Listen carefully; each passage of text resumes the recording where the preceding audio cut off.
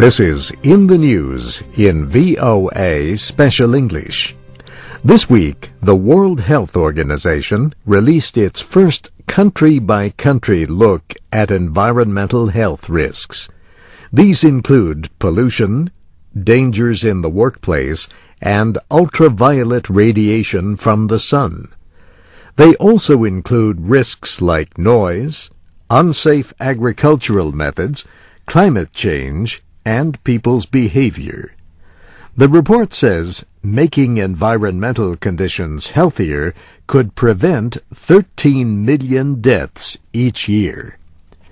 Research on close to 200 countries found that the worst affected include Angola, Burkina Faso, Mali, and Afghanistan.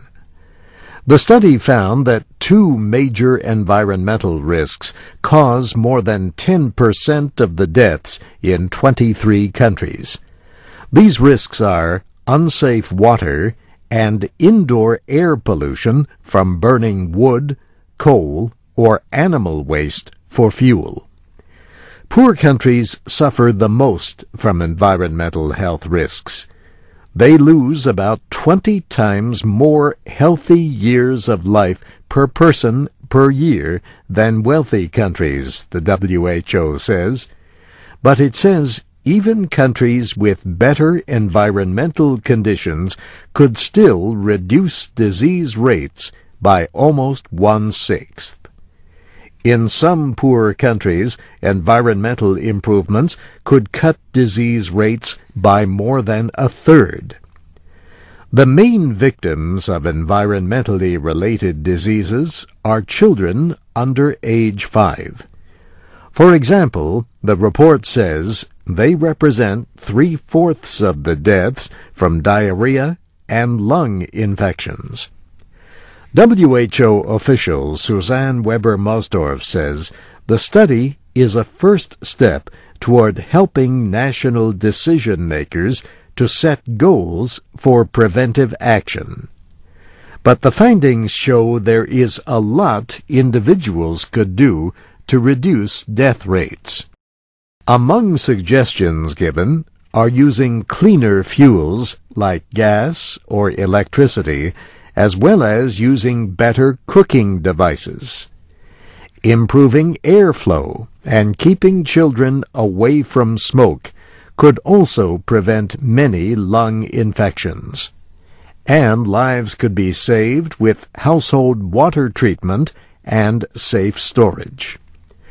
The country profiles of environmental burden of disease can be found online at who.int, or click on the direct link at our website, voaspecialenglish.com. Before we go, we want to update you on our report 2 weeks ago when we talked about the definition of genocide. We discussed the violence in Darfur in western Sudan and the efforts to deploy a large peacekeeping force. This week, Sudan accepted the joint proposals of the African Union and the United Nations for a so-called hybrid operation. The African Union announced the news at a meeting in the Ethiopian capital, Addis Ababa. AU officials said the force would be made up of around 18,000 troops and an additional 3,700 police officers. But in Washington, a State Department spokesman said it was not yet clear if Sudan will accept non-African troops.